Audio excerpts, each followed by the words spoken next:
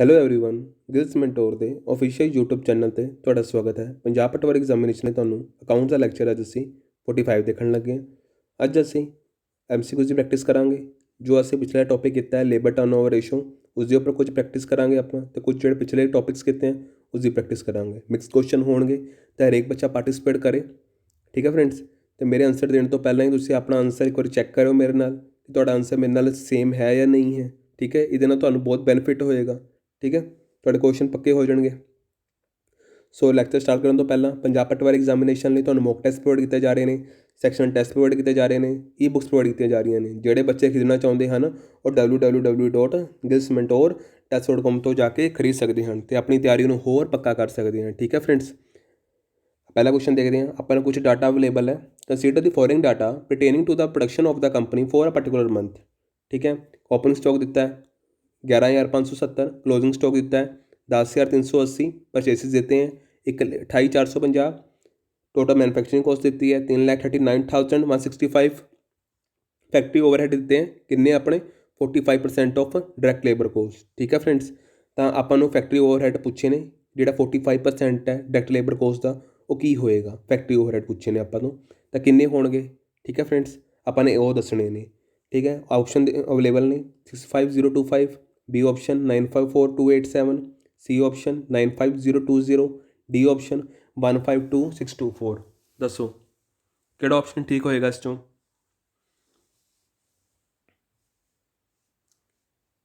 मैं ਤੁਹਾਨੂੰ ਹਿੰਟ ਵੀ ਦੇ ਦੇਣਾ ਅਸੀਂ ਕੱਢਣਾ ਕੀ ਹੋਏਗਾ, ਕਿਵੇਂ ਕੱਢਾਂਗੇ। ਆਪਾਂ ਨੂੰ ਡਾਇਰੈਕਟ ਲੇਬਰ ਕੋਸਟ ਪਤਾ ਹੋਣੀ ਚਾਹੀਦੀ ਹੈ। ਠੀਕ ਹੈ, ਡਾਇਰੈਕਟ ਲੇਬਰ ਕੋਸਟ ਕੱਢਾਂਗੇ ਤਾਂ ਹੀ ਸਾਨੂੰ ਫੈਕਟਰੀ ਓਵਰਹੈਡ ਪਤਾ ਲੱਗਣਗੇ। ਅਤੇ ਡਾਇਰੈਕਟ ਲੇਬਰ ਕੋਸਟ ਕਿਵੇਂ ਨਿਕਲੇਗੀ, ਅਤੇ ਇਹ ਵੀ ਧਿਆਨ 'ਚ ਰੱਖਿਓ ਕਿ ਸਾਨੂੰ ਮੈਨੂਫੈਕਚਰਿੰਗ ਕੋਸਟ ਅਵੇਲੇਬਲ ਹੈ ਤਾਂ ਮੈਨੂਫੈਕਚਰਿੰਗ ਕੋਸਟ ਕੀ ਆਉਂਦਾ। ਜੇ ਤੁਹਾਨੂੰ ਇਹ ਪਤਾ ਲੱਗ ਗਿਆ ਕਿ ਮੈਨੂਫੈਕਚਰਿੰਗ ਕੋਸਟ ਕੀ ਆਉਂਦਾ ਤੁਸੀਂ ਈਜ਼ੀਲੀ ਕੱਢ ਲਓਗੇ, ਤੁਹਾਨੂੰ ਫਿਰ ਡਾਇਰੈਕਟ ਲੇਬਰ ਕੋਸਟ ਵੀ ਪਤਾ ਲੱਗ ਜਾਏਗੀ। ਠੀਕ ਹੈ, ਜੇ ਤੁਹਾਨੂੰ ਇਹ ਪਤਾ ਲੱਗ ਗਿਆ ਨਾ ਕਿ ਮੈਨੂਫੈਕਚਰਿੰਗ ਕੋਸਟ ਕੀ ਆਉਂਦਾ, ਇਹ ਕੁਐਸਚਨ ਤੁਹਾਡੇ ਲਈ ਕੁਛ ਵੀ ਨਹੀਂ ਹੈ। ਤੁਹਾਨੂੰ ਮੈਂ ਕੋਸਟ ਸ਼ੀਟ ਜਦੋਂ ਕਰਾਇਆ ਸੀ ਉਹ 'ਚ ਤੁਹਾਨੂੰ ਮੈਂ ਦੱਸਿਆ ਵੀ ਸੀ। ਦੱਸੋ ਮੈਨੂੰ 5 ਸੈਕਿੰਡ ਤੁਹਾਡੇ ਕੋਲ ਹੋਰ।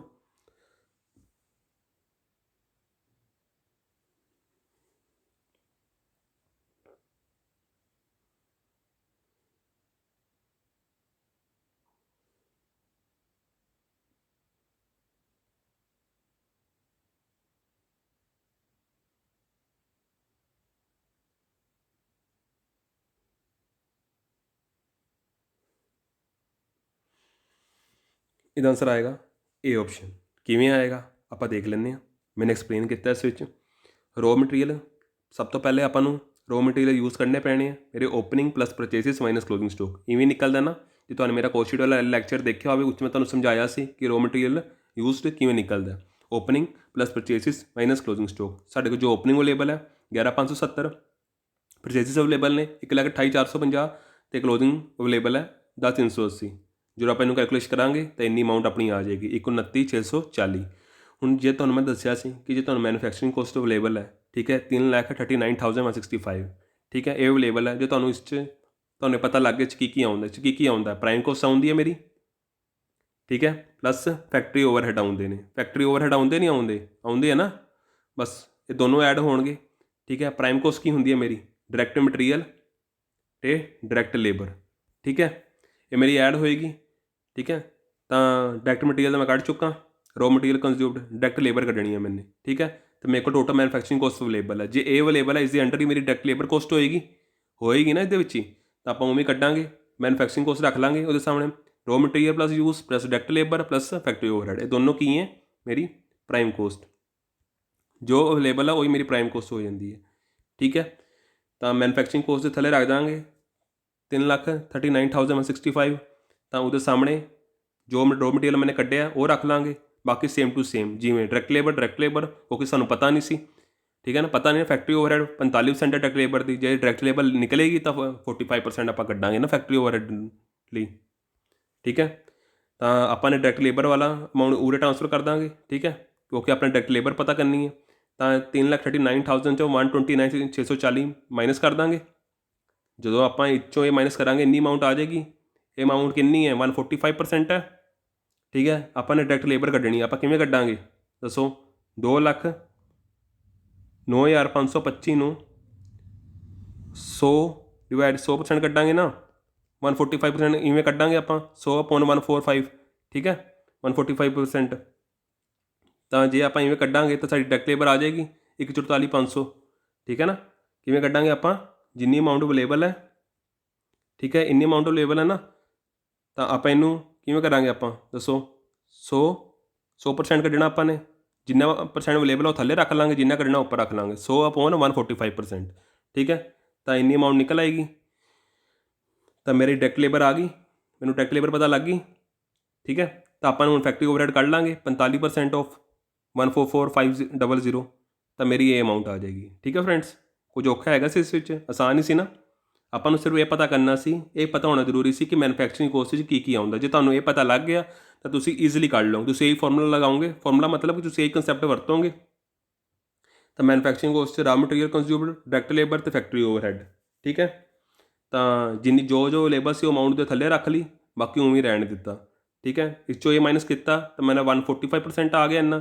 ਤਾਂ ਮੈਨੇ ਡਾਇਰੈਕਟ ਲੇਬਰ ਕੱਢਣੀ ਹੈ ਤਾਂ ਮੈਂ 100% ਕੱਢ ਲਾਂਗਾ, 100% ਕੱਢ ਲਾਂਗਾ, ਠੀਕ ਹੈ ਨਾ, ਉਲਟਾ ਕੱਢ ਗਏ, ਠੀਕ ਹੈ।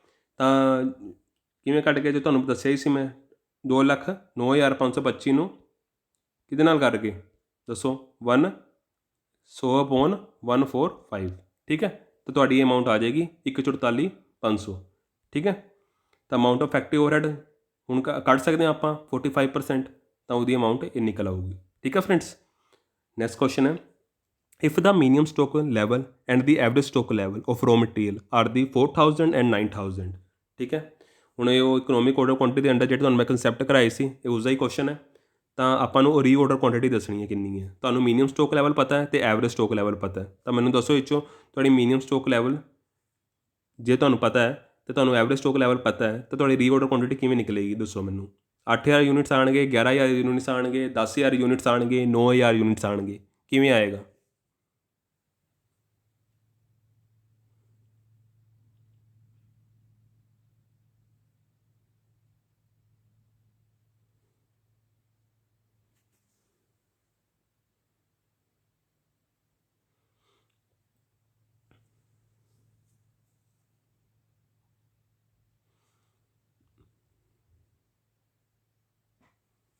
ਪੰਜ ਸੈਕਿੰਡ ਹੋ ਰਹੇ ਤੁਹਾਡੇ ਕੋਲ।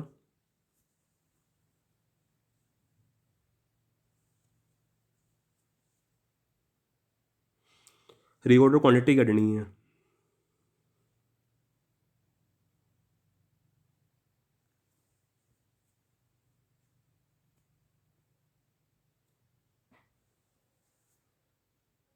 ਮੇਰਾ ਕੀ ਆਨਸਰ ਆਏਗਾ, ਸੀ ਆਪਸ਼ਨ। ਕਿਵੇਂ ਆਏਗਾ ਮੈਨੂੰ ਉਹ ਵੀ ਐਕਸਪਲੇਨ ਕੀਤਾ ਉਰੇ। ਜੇ ਤੁਹਾਨੂੰ ਇਹ ਪਤਾ ਹੈ ਕਿ ਐਵਰੇਜ ਸਟਾਕ ਲੈਵਲ 'ਚ ਆਪਾਂ ਉਹਦਾ ਫਾਰਮੂਲਾ ਕੀ ਲਾਉਂਦੇ ਹਾਂ, ਤੁਹਾਨੂੰ ਇਹਦਾ ਆਨਸਰ ਈਜ਼ੀਲੀ ਪਤਾ ਲੱਗ ਜਾਏਗਾ, ਕਿਉਂਕਿ ਤੁਹਾਨੂੰ ਐਵਰੇਜ ਸਟਾਕ ਅਵੇਲੇਬਲ ਹੈ, ਉਹਦੀ ਅਮਾਊਂਟ ਅਵੇਲੇਬਲ ਹੈ ਟੋਟਲ, ਠੀਕ ਹੈ ਨਾ। ਤਾਂ ਆਪਾਂ ਉਰੇ ਲਗਾਵਾਂਗੇ ਐਵਰੇਜ ਸਟਾਕ ਲੈਵਲ ਦਾ ਫਾਰਮੂਲਾ ਕੀ ਹੁੰਦਾ ਹੈ, minimum stock level plus 1/2 reorder quantity. ਜੇ ਤੁਹਾਨੂੰ ਇਹ ਪਤਾ ਨਾ, ਤੁਸੀਂ ਬਸ ਅਮਾਊਂਟ ਰੱਖਣੀ ਸੀ ਥੱਲੇ, ਤੁਹਾਡਾ ਈਜ਼ੀਲੀ ਆਨਸਰ ਆ ਜਾਣਾ ਸੀ। ਐਵਰੇਜ ਸਟਾਕ ਲੈਵਲ ਪਤਾ ਤੁਹਾਨੂੰ, ਤਾਂ ਕਿੰਨੀ ਅਮਾਊਂਟ ਪਤਾ ਤੁਹਾਨੂੰ ਐਵਰੇਜ ਸਟਾਕ ਲੈਵਲ ਦੀ ਦੱਸੋ ਮੈਨੂੰ। 9,000 ਹੈ, 9,000 ਰੱਖਤਾ। ਮਿਨੀਮਮ ਸਟਾਕ ਪਤਾ ਆਪਾਂ ਨੂੰ 4,000 ਰੱਖਤਾ, ਠੀਕ ਹੈ, ਉਹਦੇ ਸਾਹਮਣੇ ਇਹਦੇ ਸਾਹਮਣੇ। ਤਾਂ ਰੀਆਰਡਰ ਕੁਆਂਟਿਟੀ ਨਹੀਂ ਪਤਾ, ਇਹਨੂੰ ਸੇਮ ਟੂ ਸੇਮ ਰੱਖਤਾ, ਠੀਕ ਹੈ।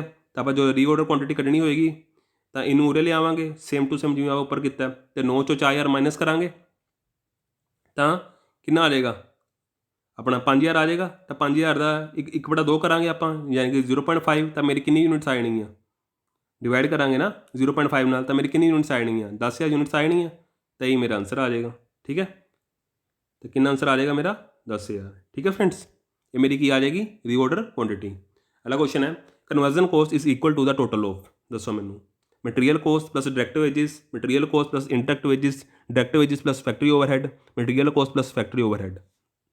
तो मैं कितनी बारी करा चुका, मैं बार बार ਤਾਂ कराना क्योंकि ये ऐसे क्वेश्चन ने जो कि ज़्यादातर पॉसिबिलिटी पूछे जा सकते हैं। तो ਤੁਹਾਨੂੰ मैं ईजिली है ਤੁਹਾਨੂੰ मैं ਤੁਹਾਡੇ ਜ਼ੁਬਾਨ 'ਤੇ ਰੱਟ ਜਾਣੇ ਚਾਹੀਦੇ ਨੇ ਆਨਸਰ।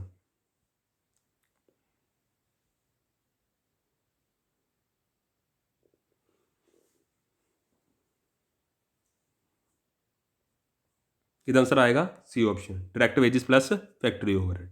अगला क्वेश्चन है, labour turnover ratio labour turnover can be measured by the following methods. The ratio ही पूछ रहे हो कि किहड़े मैथड्स चो आप इन्हां चो कर इन्हां चो किहड़ा मैथड ऐसा जिस दे नाल आपां नहीं कर सकते, दसो मैनूं।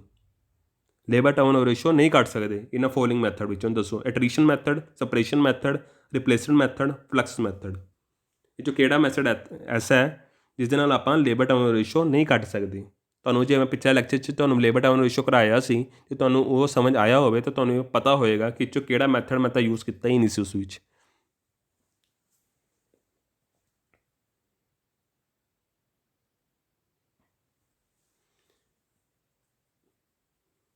ਇਹਦਾ ਆंसर ਆਏਗਾ ਇਹ ਆਪਸ਼ਨ। ਠੀਕ ਹੈ, ਆਸਾਨ ਹੀ ਸੀ। ਟ੍ਰੈਡੀਸ਼ਨਲ ਮੈਥਡ ਕੋਈ ਐਸਾ ਮੈਥਡ ਨਹੀਂ ਜੋ ਮੈਂ ਲੇਬਰ ਟਰਨਓਵਰ ਰੇਸ਼ੋ ਲਈ ਯੂਜ਼ ਕਰਾਂ।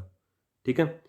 Preventive cost of labour turnover ratio include the following accept. Preventive cost ਕਿਹੜੀ ਹੁੰਦੀ ਹੈ? ਜੇ ਮੈਂ ਤੁਹਾਨੂੰ ਦੱਸਿਆ ਸੀ ਜੇ ਲੇਬਰ ਟਰਨਓਵਰ ਰੇਸ਼ੋ ਵੱਧ ਜਾਏ ਤਾਂ ਨੁਕਸਾਨ ਹੁੰਦਾ ਕੰਪਨੀ ਦਾ, ਤੇ ਕੰਪਨੀ ਇੱਕ ਪ੍ਰੀਵੈਂਟਿਵ ਕੋਸਟ ਕਰਦੀ ਹੈ ਤਾਂ ਕਿ ਮੇਰੀ ਲੇਬਰ ਟਰਨਓਵਰ ਰੇਸ਼ੋ ਘੱਟ ਰਹੇ। ਪ੍ਰੀਵੈਂਟਿਵ ਕੋਸਟ ਕਿਹੜੀ ਕਿਹੜੀ ਹੋ ਸਕਦੀ ਹੈ ਮੇਰੀ, ਦੱਸੋ ਮੈਨੂੰ। ਇਹਨਾਂ 'ਚੋਂ ਕਿਹੜੀ ਹੋ ਸਕਦੀ ਹੈ? ਜੇ ਤੁਹਾਨੂੰ ਇਹ ਪਤਾ ਹੈ ਕਿ ਜਿਸ 'ਚੋਂ ਕਿਹੜੀ ਹੋ ਸਕਦੀ ਹੈ, ਤੁਹਾਨੂੰ ਇਸ ਕੁਐਸਚਨ ਦਾ ਆਂਸਰ ਆਰਾਮ ਨਾਲ ਨਿਕਾਲ ਸਕਦੇ ਹੋ ਕਿ ਇਸ 'ਚੋਂ ਕਿਹੜੀ ਨਹੀਂ ਹੋਏਗੀ। ਦੱਸੋ ਮੈਨੂੰ। ਉਰੇ ਕੀ ਪੁੱਛ ਰਿਹਾ? ਐਕਸੈਪਟ, ਯਾਨੀ ਕਿ ਇਹਨਾਂ 'ਚੋਂ ਕਿਹੜੀ ਐਸੀ ਹੈ ਜੋ ਪ੍ਰੀਵੈਂਟਿਵ ਕੋਸਟ ਲਈ ਮੇਰੀ ਯੂਜ਼ਡ ਨਹੀਂ ਹੁੰਦੀ। ਦੱਸੋ। Cost of recruitment and training, medical service, welfare, gratuity and pension. ਤੁਸੀਂ ਆਪ ਥੋੜ੍ਹਾ ਸੋਚੋ ਕਿ ਜੇ ਲੇਬਰ ਟਰਨਓਵਰ ਰੇਸ਼ੋ ਨੂੰ ਮੈਨੇ ਘਟਾਉਣਾ ਹੈ, ਮਤਲਬ ਕਿ ਮੇਰੇ ਵੱਧ ਤੋਂ ਵੱਧ ਇੰਪਲੋਇਸ ਮੇਰੇ ਤੋਂ ਛੱਡ ਕੇ ਨਾ ਜਾਣ, ਇੱਕ ਸਿਰਫ ਐਵਰੇਜ ਲੈਵਲ 'ਚ ਹੀ ਜਾਣ, ਤਾਂ ਮੈਂ ਕੀ ਫੈਸਿਲਿਟੀਜ਼ ਪ੍ਰੋਵਾਈਡ ਕਰਾਂਗਾ। ਅਤੇ ਇਸ 'ਚੋਂ ਜਿਹੜੇ ਆਪਸ਼ਨਸ ਨੇ ਇਹ 'ਚੋਂ ਕਿਹੜਾ ਆਪਸ਼ਨ ਐਸਾ ਜੋ ਉਹਦੇ ਨਾਲ ਮੈਚ ਨਹੀਂ ਕਰ ਰਿਹਾ। ਜੇ ਤੁਹਾਨੂੰ ਇਹ ਪਤਾ ਲੱਗ ਗਿਆ ਤਾਂ ਤੁਸੀਂ ਇਹਦਾ ਆਂਸਰ ਆਰਾਮ ਨਾਲ ਦੇ ਸਕਦੇ।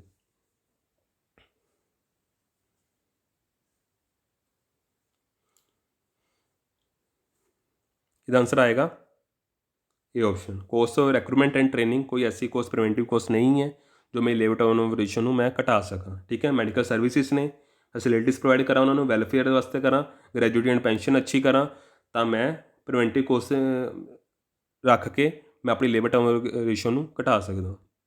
ਠੀਕ ਹੈ। Cost of labour turn may be treated as, ਜਿਹੜੀ ਕੋਸਟ ਆਫ ਲੇਬਰ ਟਰਨਓਵਰ ਹੈ ਉਹਨੂੰ ਮੈਂ ਕਿਸ ਤਰ੍ਹਾਂ ਟਰੀਟ ਕਰ ਸਕਦਾ? Direct wages, prime cost, overhead, none of the above. ਦੱਸੋ।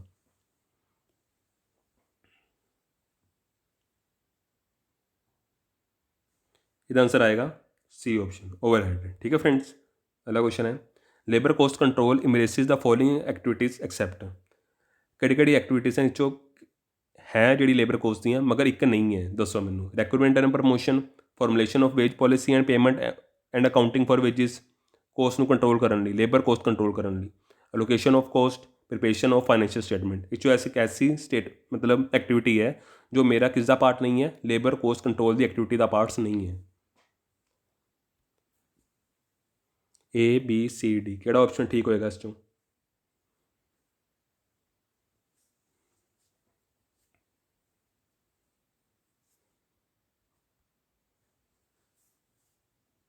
ਇਹਦਾ ਆਂਸਰ ਆਏਗਾ D option, preparation of financial statement.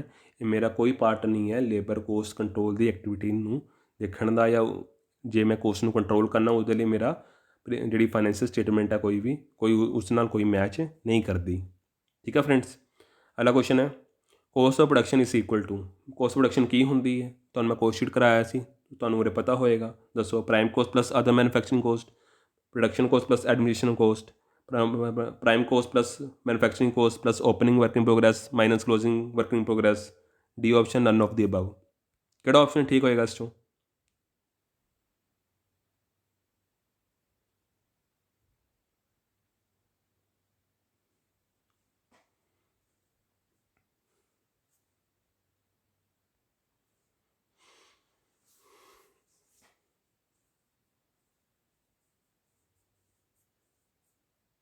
ਇਹਦਾ ਆਂਸਰ ਨਾ ਤਾਂ ਏ ਹੈ, ਨਾ ਤਾਂ ਬੀ ਹੈ, ਨਾ ਤਾਂ ਸੀ ਹੈ, ਡੀ ਹੈ।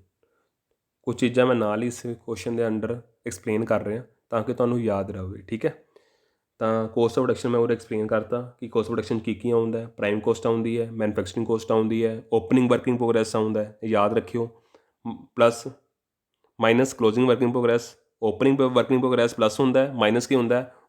Closing working progress plus administrative expenses. ਠੀਕ ਹੈ। ਇਹ ਮੇਰੀ ਟੋਟਲ ਕੀ ਹੋ ਜਾਂਦੀ ਹੈ? Cost of production. ਠੀਕ ਹੈ। ਯਾਦ ਰਹੇਗਾ ਤੁਹਾਨੂੰ। Prime cost plus manufacturing cost plus opening working progress minus closing working progress plus administrative expenses. ਠੀਕ ਹੈ ਫਰੈਂਡਸ। ਸੋ ਨੈਕਸਟ ਕੁਐਸਚਨ ਹੈ which of the following is not ਆ cost implication of labour turnover. ਦੱਸੋ ਮੈਨੂੰ। A training, B recruiting, C aging labor force, D damage of machine।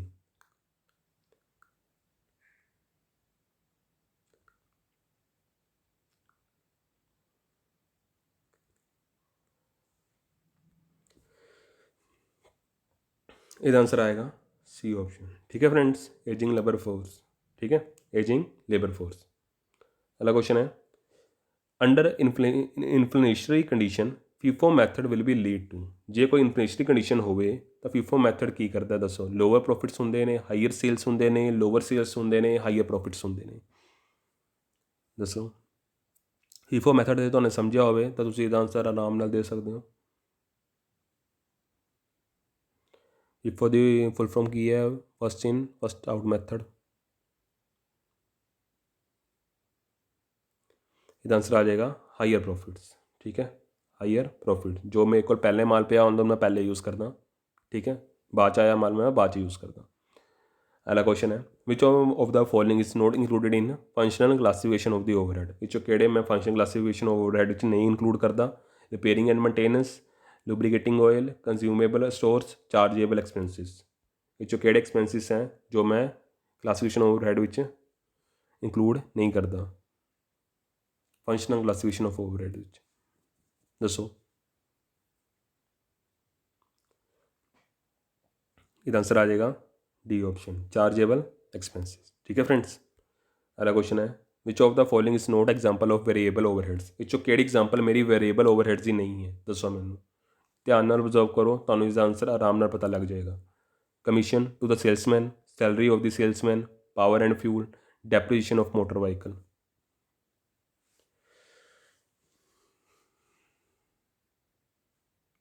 Variable मतलब मेरी production के हिसाब से, मेरी मार्केटिंग के सिचुएशन के हिसाब से चेंजिस होनी है, उस हिसाब से मेरे ओवरहेड्स भी चेंज होने। तो उरे किहड़े ऐसे चीज़ हैं जो उसका पार्ट नहीं हो सकते? मैनूं दसो।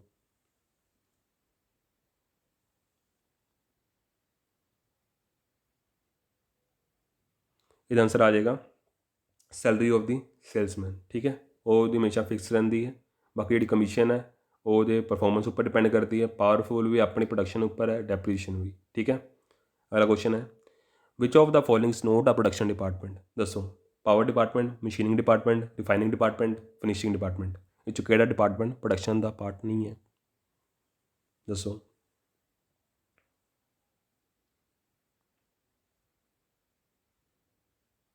इसका आंसर आ जाएगा पावर डिपार्टमेंट। ठीक है फ्रेंड्स, पावर डिपार्टमेंट कोई भी मेरा प्रोडक्शन का डिपार्टमेंट नहीं है। अगला क्वेश्चन है, दो स्टेटमेंट है, ट्रू तो फॉल्स दसना आपने। ठीक है, दोनों स्टेटमेंट चो किहड़ा ट्रू है तो किहड़ा फॉल्स है। Departmentalisations of items of cost is known as the primary distribution. Redistribution of service department cost is known as the secondary distribution. True and false दसो। जो मैं डिपार्टमेंटलाइजेशन करदा आइटम ऑफ कॉस्ट का, उन्होंने मैं प्राइमरी डिस्ट्रीब्यूशन कहना। जो मैं रीडिस्ट्रीब्यूशन करदा सर्विस डिपार्टमेंट का, उन्होंने मैं सेकेंडरी डिस्ट्रीब्यूशन कहना। दसो। पहला कहता है दोनों ही ट्रू है, दूजा कहता है दोनों ही फॉल्स हैं, तीजा कहता पहला फॉल्स है तो दूजा ट्रू है, चौथा कहता पहला ट्रू है या दूजा फॉल्स है। किहड़ा ऑप्शन ठीक होएगा इस चों?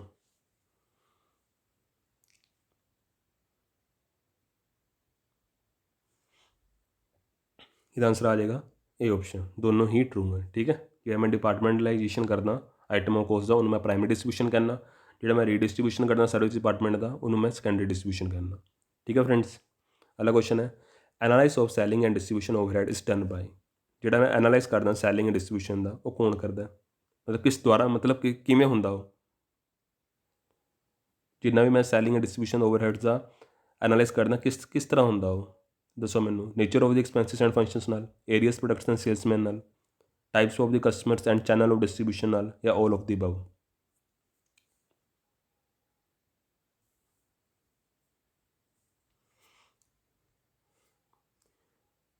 इसका आंसर आ जाएगा डी ऑप्शन। मैं नेचर भी देखदा एक्सपेंसिस एंड फंक्शन का, मैं एरियस भी देखदा, प्रोडक्ट्स भी देखदा, सेल्समैन भी देखदा। ठीक है, टाइप्स ऑफ द कस्टमर भी देखदा, चैनल डिस्ट्रीब्यूशन भी देखदा, जिहदे नाल मैं एनालाइज कर सकदा कि एनालाइज कर सकदा सैलिंग एंड डिस्ट्रीब्यूशनस ओवरहेड्स। ठीक है, इंडायरैक्ट एक्सपेंसिस। डेप्रीशिएशन की है दसो मैनू। और मैं दोबारा क्यों पूछे? कई बार सानू डेप्रीशिएशन जुबानी का पता होंदा है, मगर हैज़ आ थ्योरेटिकल एस्पैक्ट भी पता होना जरूरी है। ਤਾਂ ਕਿ ਤੁਸੀਂ ਉੱਥੇ ਕਨਫਿਊਜ਼ ਨਾ ਹੋਵੋ। ਤਾਂ ਉਰੇ ਮੈਨੂੰ ਦੱਸੋ ਡੈਪਰੇਸ਼ਨ ਕੀ ਹੈ। My year of consumption of assets ਹੈ, ਪ੍ਰੋਸੈਸ ਆਫ ਲੋਕੇਸ਼ਨ ਹੈ, ਨੋਟ ਐਵੈਲੂਏਸ਼ਨ ਹੈ, wear and tear due to use or lapse of time ਹੈ, ਜਾਂ ਆਲ ਆਫ ਦੀ ਅਬਵ ਹੈ। ਕਿਹੜਾ ਆਪਸ਼ਨ ਠੀਕ ਹੋਏਗਾ ਇਸ 'ਚੋਂ?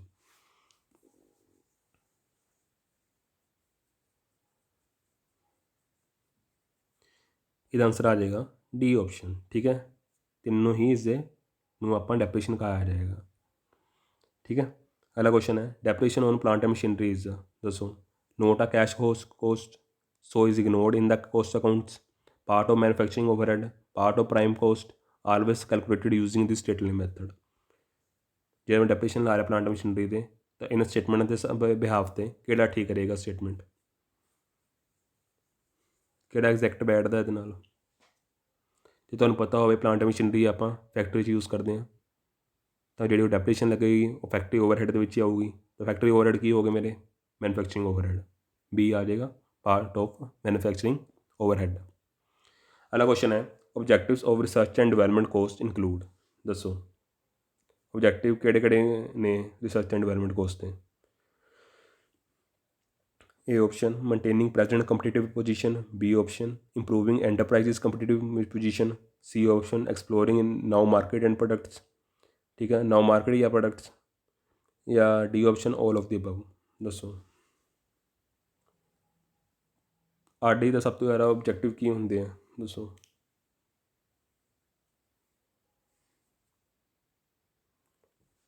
ਇਹਦਾ ਆਂਸਰ ਆ ਜਾਏਗਾ ਡੀ ਆਪਸ਼ਨ। ਠੀਕ ਹੈ, ਤਿੰਨੋਂ ਇਸ ਦੇ ਪਾਰਟ ਨੇ, ਓਬਜੈਕਟਿਵ ਨੇ।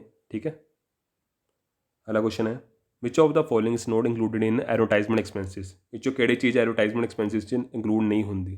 ਤੁਸੀਂ ਧਿਆਨ ਨਾਲ ਦੇਖੋ, ਤੁਹਾਨੂੰ ਆਰਾਮ ਨਾਲ ਇਹਦਾ ਆਂਸਰ ਪਤਾ ਹੋਣਾ ਚਾਹੀਦਾ। ਲੀਫਲੈਟ, ਬੀ ਲੀਗਲ ਫੀਸ, ਸੀ ਸ਼ੋਰੂਮ, ਡੀ ਫ੍ਰੀ ਗਿਫਟਸ ਦੱਸੋ।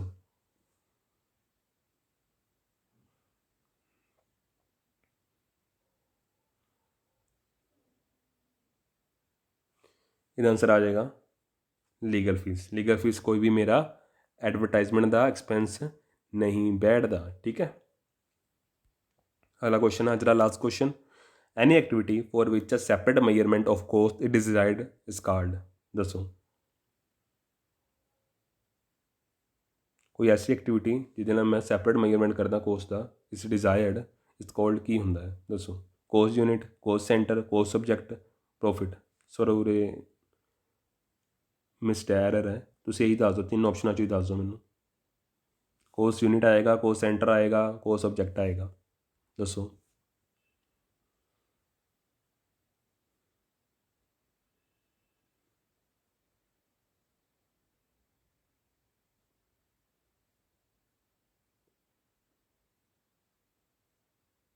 ਇਹਦਾ ਆਂਸਰ ਆ ਜਾਏਗਾ ਕੋਸਟ ਸਬਜੈਕਟ। ਇਹਨੂੰ ਕੀ ਕਹਾਂਗੇ ਆਪਾਂ? Cost subject.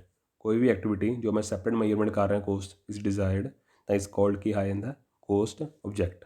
ਠੀਕ ਹੈ ਫਰੈਂਡਸ, ਤਾਂ ਰਿਸਰਚ ਐਂਡ ਡਿਵੈਲਪਮੈਂਟ ਤੁਹਾਨੂੰ ਪਤਾ ਹੀ ਸੀ ਕਿ ਉਰੇ ਆਪਾਂ ਪ੍ਰੈਜ਼ੈਂਟ ਕੰਪੀਟੀਟਿਵ ਪੋਜੀਸ਼ਨ ਦੇਖਦੇ ਹਾਂ। ਠੀਕ ਹੈ, ਇੰਪਰੂਵ ਕਰਦੇ ਹਾਂ ਐਂਟਰਪ੍ਰਾਈਜ਼ ਦੀ ਕੰਪੀਟੀਟਿਵ ਪੋਜੀਸ਼ਨ ਨੂੰ, ਇਹ ਵੀ ਇੱਕ ਉਹਦਾ ਉਦੇਸ਼ ਹੈ। ਐਕਸਪਲੋਰਿੰਗ ਕਰਦੇ ਹਾਂ ਨਵੇਂ ਨਾਓ ਮਾਰਕੀਟਸ ਐਂਡ ਪ੍ਰੋਡਕਟਸ, ਨਿਊ ਆਏਗਾ ਉਰੇ ਨਿਊ ਆਏਗਾ। ਠੀਕ ਹੈ, ਠੀਕ ਹੈ, ਨਿਊ ਮਾਰਕੀਟ ਐਂਡ ਪ੍ਰੋਡਕਟਸ। ਠੀਕ ਹੈ ਫਰੈਂਡਸ, ਅਤੇ ਡੈਪਰੇਸ਼ਨ ਕਿਸ ਤਰ੍ਹਾਂ ਨਿਕਾਲਦੇ ਹਾਂ ਆਪਾਂ? ਪਲਾਂਟ ਮਸ਼ੀਨਰੀ ਦੀ ਕਿੱਥੇ ਪਾਉਂਦੇ ਹਾਂ ਆਪਾਂ? ਮੈਨੂਫੈਕਚਰਿੰਗ ਓਵਰਹੈਡ ਵਿੱਚ। ਠੀਕ ਹੈ ਫਰੈਂਡਸ, ਤਾਂ ਡੈਪਰੇਸ਼ਨ ਉਹਦੇ ਕੀ ਹੁੰਦੀ ਹੈ? ਮਾਈਅਰ ਆਫ ਕੰਜ਼ੰਪਸ਼ਨ ਆਫ ਐਸੈਟਸ ਹੁੰਦੀ ਹੈ। ਠੀਕ ਹੈ, ਪ੍ਰੋਸੈਸ ਆਫ ਲੋਕੇਸ਼ਨ, ਨੋਟ ਆ ਵੈਲੂਏਸ਼ਨ, ਪ੍ਰੋਸੈਸ ਆਫ ਲੋਕੇਸ਼ਨ ਉੱਪਰ ਡਿਪੈਂਡ ਹੁੰਦੀ ਆ ਉਹ। ਠੀਕ ਹੈ, ਵੀਅਰ ਐਂਡ ਟੀਅਰ, ਤਾਂ ਤਿੰਨੋਂ ਹੀ ਆ ਜਾਂਦੇ। ਠੀਕ ਹੈ, ਤਾਂ ਆਪਾਂ ਉਰੇ ਕੱਢਦੇ ਹਾਂ। ਠੀਕ ਹੈ ਫਰੈਂਡਸ, ਅੱਜ ਲਈ ਆਪਾਂ 20 ਕੁਐਸਚਨਸ ਦੇਖੇ ਹੈ, ਕੁਝ ਵਿੱਚ ਨੂਮੈਰੀਕਲ ਵੀ ਦੇਖੇ ਹੈ ਜਿਹਦੇ ਨਾਲ ਤੁਹਾਨੂੰ ਤੁਸੀਂ ਲਿੰਕ ਕਰ ਸਕੋ। ਠੀਕ ਹੈ, ਕੁਛ ਐਸੇ 2 ਕੁਐਸਚਨ ਸੀ ਜੋ ਹਲੇ ਮੈਂ ਤੁਹਾਨੂੰ ਨਹੀਂ ਕਰਾਏ, ਤਾਂ ਵੀ ਤੁਹਾਨੂੰ ਮੈਂ ਲੈ ਕੇ ਚੱਲਦਾ ਤਾਂ ਕਿ ਤੁਹਾਨੂੰ ਕੁਛ ਨਵਾਂ ਕੁਐਸਚਨ ਵੀ ਤੁਸੀਂ ਅਟੈਂਪਟ ਕਰ ਪਾਓ। ਠੀਕ ਹੈ ਨਾ ਫਰੈਂਡਸ, ਅਤੇ ਆਪਾਂ ਹੁਣ ਕੱਲ੍ਹ ਮਿਲਾਂਗੇ, ਕੱਲ੍ਹ ਆਪਣਾ ਨੈਕਸਟ ਕੰਸੈਪਟ ਵੀ ਕਰਾਂਗੇ। ਠੀਕ ਹੈ, ਆਪਣੇ ਉਰੇ ਹੁਣ ਕੋਸਟ ਅਕਾਊਂਟਿੰਗ ਦੇ ਕਾਫੀ ਕੰਸੈਪਟ ਹੋ ਚੁੱਕੇ ਨੇ। ਠੀਕ ਹੈ, ਕੁਛ ਹਲੇ ਕਰਨੇ ਨੇ ਆਪਾਂ ਨੇ। ਉਸ ਤੋਂ ਬਾਅਦ ਆਪਣਾ ਇੱਕ ਪਾਰਟ ਰਹਿ ਜਾਏਗਾ ਮੈਨੇਜਮੈਂਟ ਅਕਾਊਂਟਿੰਗ ਦਾ। ਠੀਕ ਹੈ, ਉਸਦਾ ਕੁਛ ਪਾਰਟ ਰਹਿੰਦਾ ਉਹ ਵੀ ਕਰ ਲਾਂਗੇ ਆਪਾਂ, ਫਿਰ ਆਪਾਂ ਰਿਵੀਜ਼ਨ ਵੀ ਕਰਾਂਗੇ। ਠੀਕ ਹੈ, ਵੈਸੇ ਮੈਂ ਤੁਹਾਨੂੰ ਨਾਲ ਰਿਵੀਜ਼ਨ ਕਰਾ ਰਿਹਾ। ਠੀਕ ਹੈ, ਜੇ ਆਪਣੇ ਕੋਲ ਟਾਈਮ ਹੋਇਆ ਤਾਂ ਆਪਾਂ ਰਿਵੀਜ਼ਨ ਵੀ ਕਰਾਂਗੇ, ਕਿਉਂਕਿ ਰਿਵੀਜ਼ਨ ਕਰਨੀ ਵੀ ਬਾਰ-ਬਾਰ ਰਿਵੀਜ਼ਨ ਕਰਾਂਗੇ। ਟੈਸਟ ਵੀ ਲਵਾਂਗਾ ਤੁਹਾਡੇ ਤੋਂ ਮੈਂ। ਠੀਕ ਹੈ, ਰੋਜ਼ ਡੇਲੀ ਆਪਾਂ ਟੈਸਟ ਵੀ ਲਵਾਂਗੇ, ਜਿਹਦੇ ਨਾਲ ਤੁਹਾਨੂੰ ਹੋਰ ਆਸਾਨੀ ਹੋ ਜਾਏਗੀ, ਤੁਹਾਨੂੰ ਪ੍ਰੋਬਲਮ ਨਹੀਂ ਆਉਣੀ। ਠੀਕ ਹੈ, ਕੋਈ ਵੀ ਤੁਹਾਨੂੰ ਡਾਊਟ ਹੈ ਮੈਂ ਹਰੇਕ ਬੱਚੇ ਦਾ ਰਿਪਲਾਈ ਕਰਾਂਗਾ। ਠੀਕ ਹੈ, ਤੁਹਾਨੂੰ ਅਕਾਊਂਟਸ ਵੱਲੋਂ ਤਾਂ ਤੁਹਾਡੇ 10 ਨੰਬਰ ਦੇ 10 ਨੰਬਰ ਮੇਰੇ ਵੱਲੋਂ ਪੱਕੇ ਨੇ, ਬਸ ਤੁਸੀਂ ਨਾਲ ਸਾਥ ਦਿਓਗੇ ਤਾਂ ਪੱਕੇ ਨੇ, ਠੀਕ ਹੈ। ਜੇ ਮੈਂ ਆਪਣੇ ਵੱਲੋਂ ਕਰਾ ਦੇਵਾਂ ਤਾਂ ਕੋਈ ਬੈਨੀਫਿਟ ਨਹੀਂ ਹੋਣਾ, ਤੁਹਾਡਾ ਵੀ ਕੰਟਰੀਬਿਊਸ਼ਨ ਜ਼ਰੂਰੀ ਹੈ। ਮੇਰਾ 50%, ਤੁਹਾਡਾ 50%, ਠੀਕ ਹੈ। ਮੇਰਾ ਕਰਾਉਣਾ ਮੇਰਾ ਕਰਾਉਣਾ ਤੁਹਾਨੂੰ ਸਭ ਕੁਝ ਨਹੀਂ ਆ ਜਾਣਾ, ਤੁਹਾਡਾ ਵੀ ਪਾਰਟਿਸਪੇਸ਼ਨ ਜ਼ਰੂਰੀ ਹੈ, ਠੀਕ ਹੈ। ਤਾਂ ਹੀ ਕਹਿਣਾ ਕਿ ਮੌਕ ਟੈਸਟ ਲੈ ਲਓ। ਮੌਕ ਟੈਸਟ ਨਾਲ ਤੁਸੀਂ ਕੀ ਕਰ ਸਕਦੇ ਹੋ, ਤੁਸੀਂ ਅਕਾਊਂਟਸ ਦੇ ਸੈਕਸ਼ਨ ਟੈਸਟ ਦੇ ਸਕਦੇ ਹੋ, ਠੀਕ ਹੈ। ਸੈਕਸ਼ਨ ਟੈਸਟ ਦਿਓਗੇ, ਤੁਹਾਨੂੰ ਆਪਣੀ ਪਤਾ ਲੱਗਣਗੇ ਕੁਐਸਚਨ ਕਿਹੜੇ ਠੀਕ ਨਹੀਂ ਨੇ, ਉਹਨਾਂ ਕੁਐਸਚਨਾਂ ਤੁਸੀਂ ਕਮੈਂਟ ਕਰੋਗੇ, ਮੈਂ ਉਹਨਾਂ ਦਾ ਰਿਪਲਾਈ ਕਰਾਂਗਾ। ਇਹਦੇ ਨਾਲ ਤੁਹਾਨੂੰ ਤਿਆਰੀ ਹੋਰ ਪੱਕੀ ਹੋ ਜਾਏਗੀ, ਠੀਕ ਹੈ ਫਰੈਂਡਸ। ਸੋ ਤਿਆਰੀ ਕਰਦੇ ਰਹੋ, ਠੀਕ ਹੈ ਨਾ। ਜੇ ਤੁਹਾਨੂੰ ਮੇਰਾ ਲੈਕਚਰ ਅੱਛਾ ਲੱਗਿਆ ਹੋਵੇ, ਕਿਰਪਾ ਕਰਕੇ ਲਾਈਕ ਕਰੋ, ਸ਼ੇਅਰ ਜ਼ਰੂਰ ਕਰੋ, ਠੀਕ ਹੈ ਫਰੈਂਡਸ। ਸ਼ੇਅਰ ਕਰੋ, ਵੱਧ ਤੋਂ ਵੱਧ ਸ਼ੇਅਰ ਕਰੋ, ਠੀਕ ਹੈ। ਜੇ ਕੋਈ ਪ੍ਰੋਬਲਮ ਆਉਂਦੀ ਹੈ ਕਮੈਂਟ ਕਰੋ, ਠੀਕ ਹੈ ਫਰੈਂਡਸ। ਜੇ ਮੇਰੀ ਵੀਡੀਓ ਚਲਾਉਂਦੇ ਹੋਏ ਤੁਹਾਨੂੰ ਕੋਈ ਪ੍ਰੋਬਲਮ ਆਈ ਹੋਵੇ ਤਾਂ ਮੇਰੇ ਵੱਲੋਂ ਮਾਫੀ, ਠੀਕ ਹੈ। Thank you.